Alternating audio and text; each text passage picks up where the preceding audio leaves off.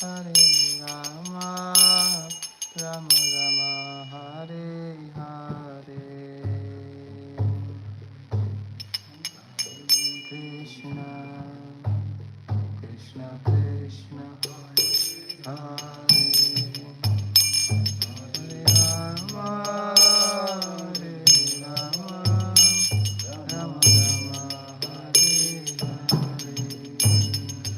Hare Krishna, Krishna Krishna, Hare Hare, Hare Rama, Hare Rama, Rama Rama, Hare Hare.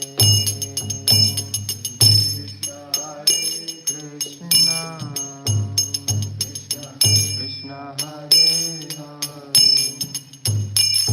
Hare Rama, Hare Rama, Rama Rama, Hare Hare, Hare Krishna, Krishna Krishna, Hare Hare, Hare Rama, Rama Rama, Hare Hare.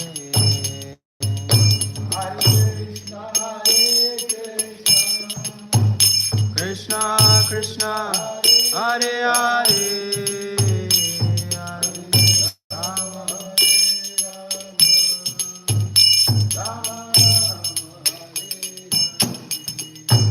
Hare Krishna, Krishna Krishna, Hare Hare, Hare Rama, Rama Rama, Hare Hare. Oh Premanande, Hare Hare, Hare Rama, Rama Rama, Hare Hare. Jaya Radha Gopinath Radha, Gopinath Radhe.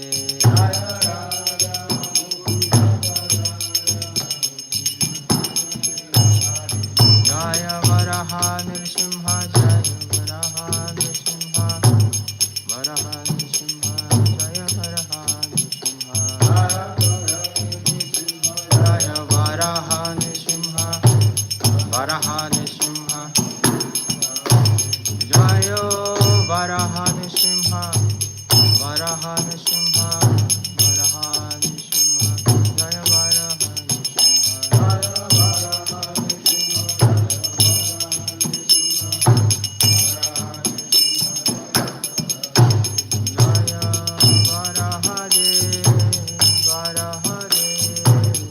Varahade, Jaya Varahade,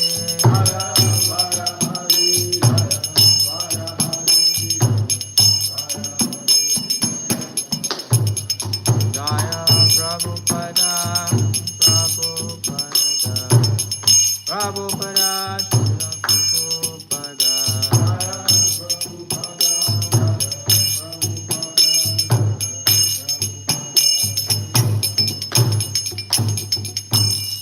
Jai Shri Varaha Deva Ki, Jagat Guru Srila Prabhupada Ki, Shri Bhaimi Ekadasi Ki.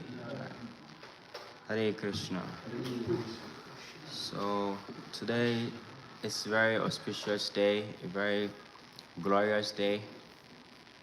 Today happens to be the appearance day of Lord Varahadev, and also Bhaimi Ekadasi is today. So we will begin with reading the glories of Bhaimi Ekadasi, which is quite long. And from there, we'll speak about the glories of Lord Varahadev. It is said that anybody who hears the Ekadasi narrations, anybody who speaks, gets the same benefits as one who is actually doing the Vrata itself. And it has a lot of blessings just by hearing glories of the Ekadasi, and also speaking about it. So for our own purification and also for the benefit of the audience, we like to read the glories of Bhaimi or Jaya Ekadasi, which is today. So we will start. It is said that if one observes Upavasa on this day, then one receives entrance to Lord Vishnu's abode, even though one has not performed any other vratas of the year. Note: the half-day fast vrata of the appearance of Lord Varahadev is also observed on this Ekadasi day. And the Utsav, the festival celebration, pujas and feasting, etc., is observed on the Dwadasi, which is when he appeared. Jaya Ekadasi from Bhavishya Uttara Puran. So he said that today's Ekadasi, at least, even if you cannot do like a whole day fast, at least you fast for the to noon, in celebration of Lord Barahadev. So we are now going to start the actual Ekadasi Glories reading. Yudhishthira Maharaj said, O Lord of the Lords, Sri Krishna, all glories unto you. O Master of the universe, you alone are the source of the four types of living entities. Those born from eggs, those born from perspiration, those born from seeds, and those born from embryos. You alone are the root cause of all, O Lord, and therefore you are the creator, maintainer, and destroyer. My Lord, you have so kindly explained to me the auspicious day known as Saktila Ekadashi, which occurs during the dark fortnight of the month of Krishna Paksha, in the month of Magha, January to February. Now please explain to me the Ekadashi that occurs during the light fortnight, Shukla, or Gora Paksha of this month.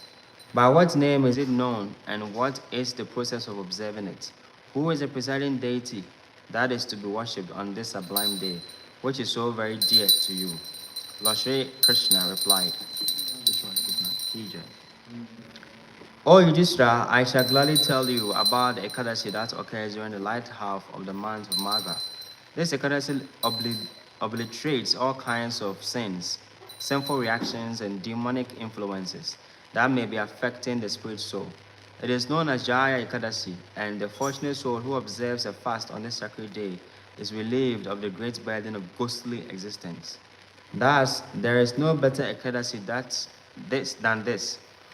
For truly bestows freedom from birth and death. It is to be honored very carefully and diligently. So as you listen to me very attentively, O Pandava, as I explain a wonderful historic episode regarding the Ekadasi, an episode that I have already related in the Padma Puran. Long, long ago, in the heavenly planets, Lord Indra ruled his celestial kingdom very nicely, and all the devas, demigods living there were very happy and content. In Nandana forest, which was beautifully graced with parijata flowers, Indra drank ambrosia whenever he liked and enjoyed the service of 50 million celestial maidens. 50 million. The Apsaras who danced in ecstasy for his pleasure. Many singers led by Pushpanda, sang in sweet voices beyond compare. Chitrasena, Indra's chief musician, was there in the company of his wife Malini and his handsome son Malyavan. An Apsara named Pushpavati became very much attracted to Malyavan. Indeed, Cupid's sharp arrows pierced the core of her heart. Her beautiful body and complexion, along with the enchanting movement of her eyebrows, captivated Malyavan. O king, listen as I describe the splendid beauty of Pushpavati. She has incomparable graceful arms with which to embrace a man like a fine silken noose. Her face resembles the moon. Her lotus eyes reached almost her lovely ears, which were adorned with wonderful costly earrings. Her thin ornamented neck looked like conch, having 3 lines. Her waist was very slender, the size of a fist. Her hips were broad and her thighs like the trunks of banana trees. Her naturally beautiful features were complemented by gorgeous ornaments and garments. Her breast highly raised, emphasizing her prime of youth, and to look upon her feet was to behold newly grown red lotuses. So this is the beauty of the Apsaras. These beautiful damsels who dance for Indra. It says 5 million. 50 million. Was it 50 or 5 million? Let's see. So, okay, let's continue. O king, listen as I describe the splendid beauty of Pushpavati. Okay, we've done this. Seeing Pushpavati in all her heavenly beauty, Malyavan was bewitched at once. They had come with the other performers to please Lord Indra by singing and dancing enchantingly. But because they had become so enamored of each other, piercing through the hearts by the arrows of Cupid, last personified, they were utterly unable to sing or dance properly before the Lord and Master of the heavenly realms. So amongst these millions of people, one of them were inattentive, and Indra was not happy. Their pronunciation was wrong, and their rhythm careless. Lord Indra understood the source of the errors at once. Offended at the discord in the musical performance, he became very angry and screamed, "You useless fools! You pretend to sing for me while in a stupor of infatuation with each other. You are mocking me. I curse you both to suffer henceforth as pisachas, hobgoblins. As husbands and wives, go to the earthly regions and reap reactions of your offenses." Struck dumb by these harsh words, Malyavan and Pushpavati at once became morose and fell from the beautiful Nandana forest in the kingdom of heaven to the Himalayan peak here on planet Earth.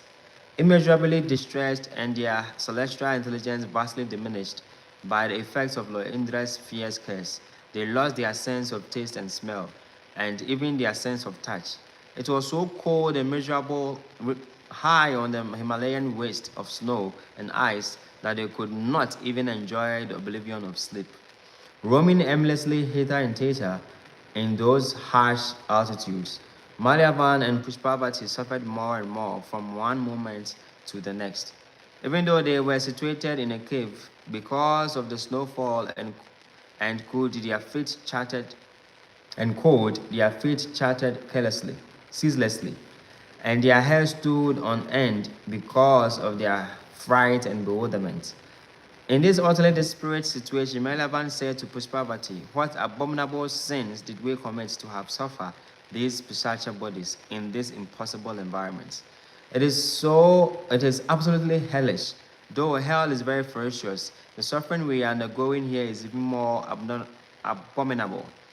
Therefore, it is abundantly clear that one should never commit sins." And so the forlorn lovers tramped onward the snow and ice. By their great good fortune, however, it so happened that the very day was all auspicious Jaya Ekadasi, the Ekadasi of the light and fortnight of the month of Magha. Because of their misery, they neglected to drink any water, kill any game, or even eat whatever fruits and leaves were available at that altitude. They honorably observed Ekadashi by fasting completely from all food and drink. They sank in misery. Malyavan and Pushpavati collapsed beneath a papal tree and did not even try to get up. The sun had set by that time. The night was even colder and more miserable than the day. They shivered in the frigid snowfall as their teeth chattered in unison, and they became numb. They embraced just to keep warm.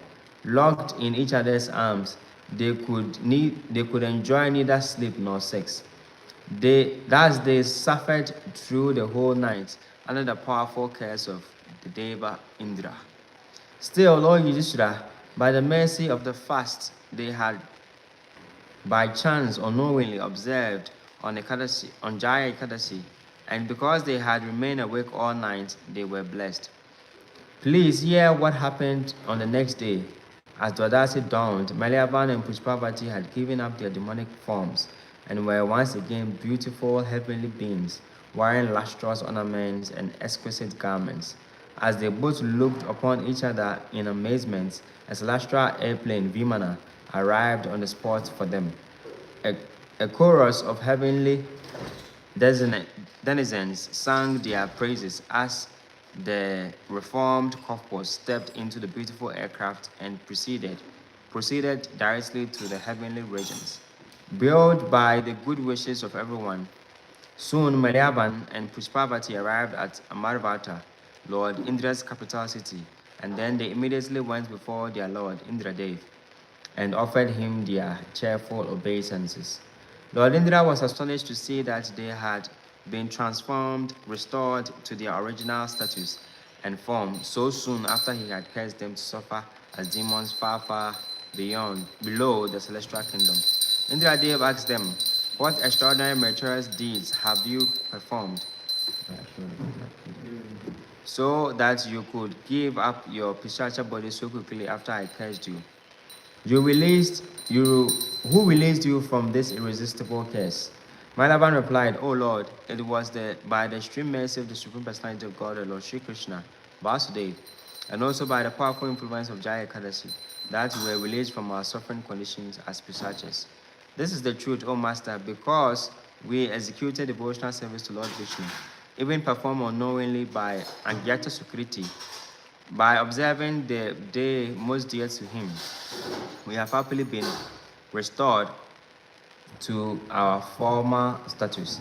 Indradev then said, "Because you have served the Supreme Lord Sri Keshava by observing Ekadasi, you have become worshipable even by me, and can see that you are now completely purified of sin. Whosoever engages in devotional service to Lord Sri Hari or Lord Shiva becomes praiseworthy and worshipable even by me.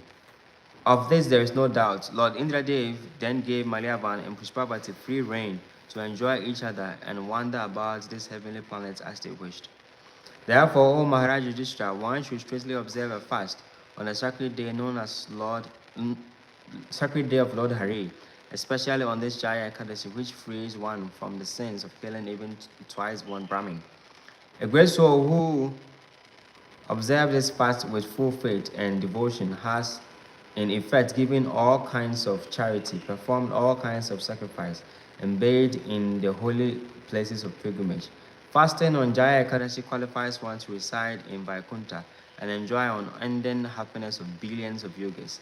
Indeed, forever as the soul is eternal, O great King, Lord Sri Krishna, continued, one who even hears or reads these wonderful glories of Jaya Ekadasi achieves the blessed merit attained by performing an Agnishtoma fire sacrifice, during which the hymns of the Samaveda are recited.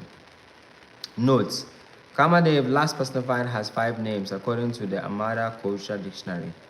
Kandarpa Dharvako Nanda Karma Panchasarai Smara. Cupid has 5 names. Cupid, Dharpaka, he who prevents future events. Ananga, he who has no physical body. Karma, last personified. And Panchasarai, he who holds 5 arrows. Kandarpa, in the 10th chapter of Bhagavad Gita, chapter 10, text number 28, Lord Krishna says, "Prajanash Chasmai Kandarpa." Of course, of causes of procreation, I am Kandarpa. The word Kandarpa also means very beautiful. Kandarpa appeared as Lord Krishna's son Pradyumna in Dwaraka, Dharpaka. This name indicates that Cupid can perceive what is to take place, prevent it from happening. Specifically, he tries to impede pure spiritual activity by lowering one's mind and forcibly engaging one in material sense enjoyment. Ananga, when Cupid disturbed the meditation of Lord Shiva, the powerful demigod, burned him Cupid to ashes. Still, Shiva gave Cupid the benediction that he could act in the world even without his physical body. Like a ghost, Karma, in Bhagavad Gita 7:11, Lord Krishna says, Dharma Viro Do Bhutishu Kamosmi. I am sex life which is not contrary to religious principles. Panchasarai, the 5 arrows with which Cupid pierces the mind of the living entities are taste, touch, sound, smell, and sight. These are the 5 names of the empowered Deva Cupid, who enchants all living entities and makes them do whatever he wants. Without receiving the mercy of Guru and Krishna, one cannot resist his power. So you see, Cupid is He is extremely powerful. Somebody that you cannot see. When you are fighting with an enemy, and you can see the enemy, you can try to kill the enemy or whatever. But then if you cannot see the enemy, if the enemy is invincible, then that is very dangerous, because the enemy can strike at any time from any direction without you knowing or without you being able to do anything about it. So Cupid is he's very powerful, very powerful. So it takes only the blessings of Guru and Krishna to be able to overcome this poisonous arrow of Cupid. Because when this arrow of Cupid pierces the heart, it goes so deep that no amount of strength can remove this poison arrow from the heart. And they say that Cupid, he attacks with the arrows of the five senses: taste, touch, smell, what? Yes, and sight. So with this, Cupid these demigods who are in the celestial world. So I mean, it gives us understanding that even if one goes to heaven, there is always a tendency to also fall. Because these beings were in heaven, they were enjoying heavenly opulence. But then somehow or the other, they fell into the material world. So there is no safety net, even in the higher planetary systems. And we could hear how enjoying the heavenly planet is, how Indra was enjoying being Indra. It is a very beautiful place, but yet still, amongst all these pleasurable things, they were still cursed to come down as hobgoblins. So, in the material world, as Krishna said, every step is danger. From the highest planet in the material world, that is Satyaloka, down to Tala Tala, the lowest region of the 14 planetary system, there is no question of eternal happiness. So better we surrender unto the Supreme Lord, practice devotional service, and get out of this dungeon, because there is no question of happiness here. So that is the glories of Bhaimi or Jaya Ekadasi.